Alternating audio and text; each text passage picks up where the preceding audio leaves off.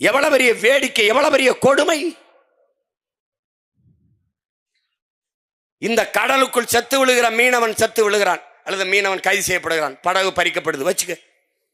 இந்த நாடும் ஏடும் அல்லது சட்டமன்றமோ நாடாளுமன்றமோ ஒரு இடத்திலேயாவது இந்திய மீனவன் சுடப்பட்டான், இந்திய மீனவன் சிறைபிடிக்கப்பட்டான், இந்திய மீனவனின் படகு பறிக்கப்பட்டது, அவன் வலைகள் கிழிக்கப்பட்டது, அவன் தாக்கப்பட்டான் என்ற செய்தி படிக்காது, பேசாது,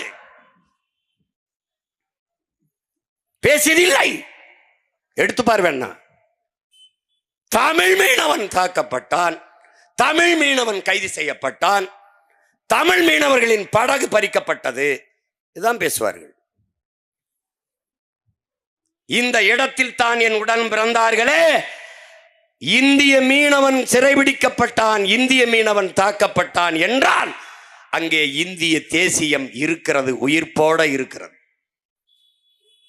தமிழ் மீனவன் தாக்கப்பட்டான் என்றால் அங்கே இந்திய தேசியம் செத்து தமிழ் தேசியம் பிறக்கிறது.